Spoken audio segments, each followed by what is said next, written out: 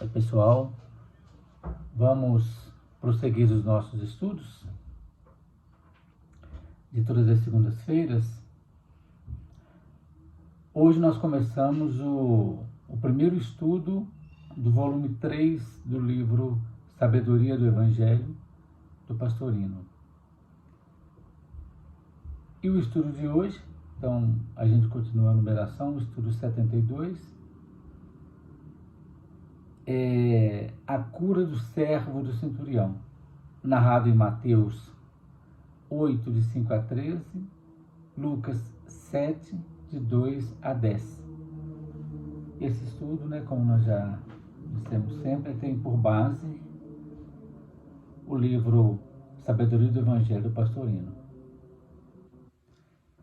Esse estudo é exatamente, todas as vezes que a gente faz esse estudo, é voltado para aquele processo interessante que a doutrina espírita nos trouxe sobre a fé raciocinada.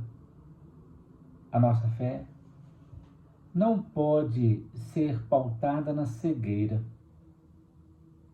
Tudo precisa passar pelo crivo da lógica, da razão e do bom senso. Inclusive, principalmente, a fé. E esse exemplo ilustra perfeitamente esse trecho da doutrina espírita que nos chama a atenção para não deixarmos que a fé cega predomine sobre nós, mas que a gente precisa avançar para que a nossa fé seja raciocinada. Vamos lá. Mateus registrou assim: tendo Jesus entrado em Cafarnaum, chegou-se a ele um centurião e, dirigindo-se a ele, disse: Senhor, meu criado jaz em casa paralítico, padecendo horrivelmente. Disse-lhe Jesus: eu irei curá-lo. Mas o centurião respondeu: Senhor, não sou digno que entres em minha casa, mas fala somente ao verbo e meu criado há de sarar. Porque também sou homem sujeito à autoridade e tenho soldados às minhas ordens. Eu digo a este: vai lá, e ele vai. E a outro: vem cá, e ele vem. E ao meu servo: faz isso, e ele faz.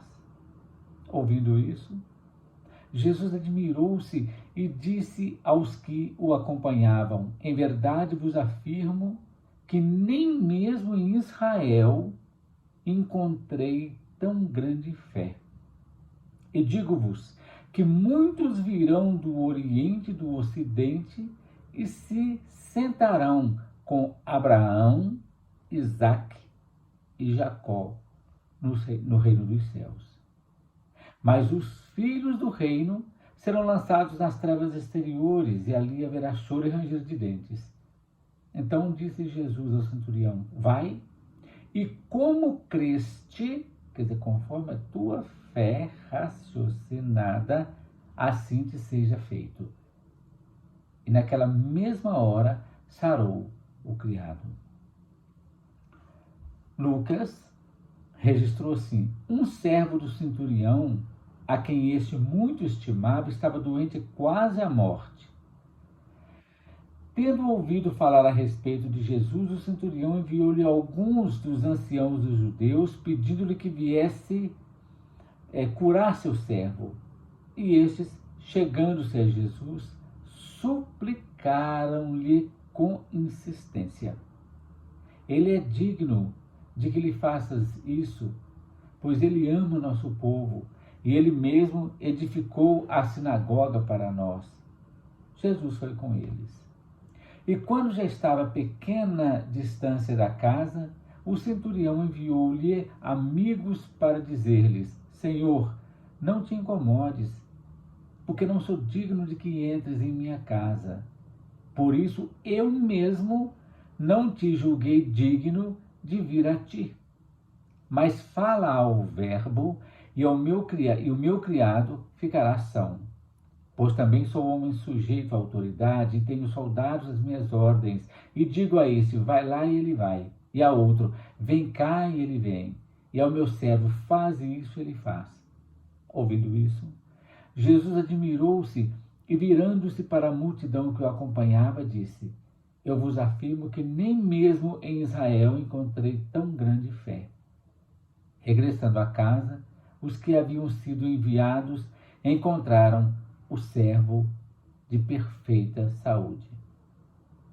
A gente percebe, né, que tem uma diferença fundamental nas narrações de Lucas e nas narrações de Mateus, né? Mas vamos lá, a gente prossegue. Estudando então a lição. Logo após o Sermão da Montanha, Jesus reentra em Cafarnaum. Cafarnaum é a aldeia de Naum, né? Onde ele se estabeleceu durante algum tempo, muito provavelmente como hóspede de Pedro e a esposa de Pedro, que tinha sua sogra e a filha, né? Ou filhos do próprio Pedro.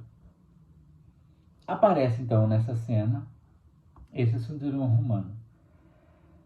O exército romano naquela época ele era dividido em legiões de 6.000 infantes e 300 cavaleiros, comandados por 6 tribunos militares. Cada legião constava de 10 cortes, de 600 homens, e cada corte tinha 3 manípulos de 200 homens. O manípulo constituía-se de 2 centúrias, e à frente de cada centúria havia um centurião. Então, o centurião, conforme o próprio nome diz, ele comandava 100 soldados. Um fato interessante, o centurião era o mais subalterno de todos os oficiais do exército romano. É bem interessante isso. Cafarnaum, por ser uma cidade muito importante, né, na época, contava com a presença de uma centúria, quer dizer, de 100 soldados, para garantir a ordem política e vigiar os movimentos de todas as caravanas. Conforme eu disse, Mateus e Lucas, eles divergem em algumas questões, né? Principalmente porque para Mateus, o centurião foi pessoalmente falar com Jesus. E para Lucas, ele não foi isoladamente, não foi conversar com Jesus, a gente vai saber por quê, né? Que tem mais lógica. Ele então contou com a intercessão dos anciãos, né? Nós vamos entender por quê. Então, do ponto de vista interpretativo e do ponto de vista de todos os outros estudiosos, a narrativa de Lucas ela tem muito mais fidelidade, pelo próprio movimento psicológico do processo de humildade daquele centurião e também pela própria lógica da narrativa. O centurião, ele era filiado, logicamente, centurião romano, era filiado à religião oficial romana, mas ele apreciava profundamente o mosaísmo, respeitava profundamente, né? Isso prova a evolução espiritual desse centurião, porque ele já compreendia que o espírito, de modo geral, está acima de qualquer religião humana. E por isso, ele, sendo romano, construiu uma sinagoga na cidade de Cafarnaum. Com isso, ele obteve a simpatia de todos os judeus que admiravam profundamente, né? O centurião, então, vendo que o servo dele estava doente, paralisado ou paralítico, né? Conforme foi dito por Mateus, queria pedir a Jesus por esse seu servo, que ele amava muito, mas ele teve receio de se apresentar pessoalmente a Jesus. Por quê? Porque na cabeça dele, ele era um romano e era um pagão. E ele ficou com medo de Jesus não recebê-lo por causa disso, né? É uma coisa interessante. Ele então solicita a interferência dos anciãos. Ele não pede para ele não pede pelos filhos, nem pelos seus familiares, ele pede pelo seu servo. Isso é extremamente significativo. Principalmente quando a gente começa a compreender o centurião em nós, o servo em nós, Jesus em nós. Aí a ideia de que tudo isso se passa na nossa intimidade é muito interessante, né? Os anciãos, então, vão até Jesus e pedem. E Jesus aceita o pedido e encaminha para a residência do centurião, acompanhado pelos anciãos, pelos seus discípulos, né, formando uma pequena multidão, né? O centurião, ao ver que Jesus havia atendido o pedido dele, que já estava bem próximo da casa, ele envia outros emissários para deter Jesus, dizendo o seguinte: Senhor, o senhor não precisa ir até minha casa, né? Por que fez isso, que ele mandou seus enviados? Porque ele sabia, olha como é importante a evolução espiritual. Ele sabia que, por ser romano, nenhum israelita poderia entrar na casa dele, nem mesmo falar com ele, porque senão esse israelita iria incidir em muitas impurezas legais e que iriam requerer vários ritos cerimoniais de purificação, de limpeza posterior. Ele, então, tendo esse cuidado com o próprio Cristo, ele se dirige assim e fala: Senhor, eu não sou digno de que entreis em minha morada. Mas, como diz até a Igreja Católica, diz: uma só palavra serei salvo, né? Ele mesmo não foi digno de ir até Jesus. Muito, muito interessante esse cuidado que ele teve, tanto com o servo, quanto o cuidado que ele teve, que Jesus era israelita. Então, Jesus poderia ser punido, por exemplo, ou ter que cumprir ritos, se fosse o caso, para se purificar, porque ele conversou ou entrou na casa de alguém não israelita, por exemplo, de uma pessoa romana, né? Vem então o belíssimo raciocínio desse espírito de escola. Sendo Jesus sujeito à divindade, bastava-lhe então expressar o seu desejo para que ele fosse realizado, para que ele fosse satisfeito. E Jesus então admirou-se profundamente, pois nem entre os israelitas, mesmo seus compatriotas, ele encontrou tamanho conhecimento de fé, um conhecimento tão exato e tão vasto, tão completo quanto esse do centurião, né? Desse fato, logicamente, Jesus, como a gente fala sempre, Jesus nunca perde, né, a oportunidade de ensinar. Jesus afirma que não é raça, que não é religião, que não é culto, né? Nada disso vai influenciar na conquista do reino dos céus. Mas sim, o único requisito é o conhecimento e a prática da verdade adquirida pelo processo evolutivo de cada um. Não importa que raça que é a pessoa, que religião que ela tem, nada disso, né? E diz a todos: muitos virão do Oriente e do Ocidente para sentar-se com Abraão, Isaque e Jacó no reino dos céus. Aqui tem um trecho muito interessante para a gente entender. Abraão, Isaque e Jacó são os três patriarcas do povo hebreu. São três expoentes máximos e primeiros do povo israelita. E representa, dentro daquela linha interpretativa que o pastor Eno nos traz, aquele triângulo, né, que a gente desenha, o ternário superior ou a nossa individualidade. Primeiro e principal princípio da criatura humana no estágio atual evolutivo. Primeiro, nós temos Abraão. Abraão exprime para nós o sentido de centelha divina, aquilo que dá origem, e não é à toa que Abraão deu origem ao povo israelita, né? Daí o nome Abraão, né?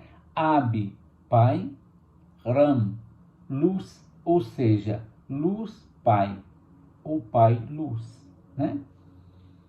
O segundo é Isaac, significa aquele que ri. Olha que interessante, né? Podemos entender Isaac como a mente em seu estado de perfeição, que é de plena alegria. O ser racional, que tem raciocínio abstrato, é o único capaz de rir. O terceiro, Jacó, que significa aquele que vence, no sentido de o que suplanta todos os adversários. Representa o espírito que vai suplantar todos os obstáculos e vencer tudo para seguir na linha evolutiva.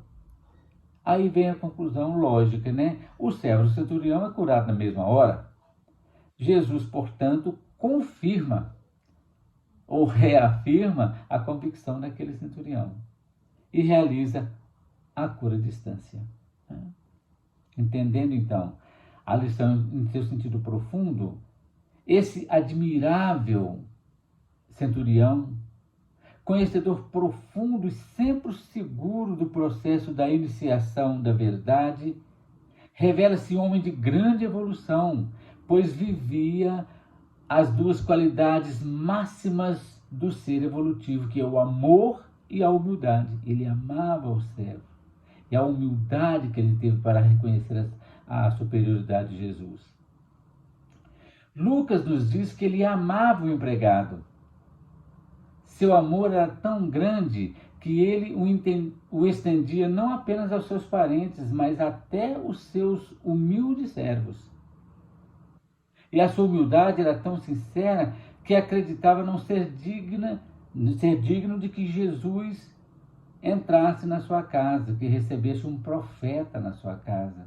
E nem ele mesmo era digno de ir até Jesus. Esse espírito de Skol, esse espírito já evoluído, ali se achava encarnado, oculto, sob as modestas roupagens de um centurião, isto é, o mais subalterno de todo o exército romano. Mas consciente de sua situação intermediária, reconhecendo haver seres mais evoluídos a quem devia obediência e outros seres menos evoluídos sobre quem ele exercia autoridade, o centurião se coloca na perfeita posição de humildade. O ser humilde sabe obedecer aos maiores, mas também sabe comandar os menores. Quem não sabe obedecer não tem condição nenhuma de mandar. Né?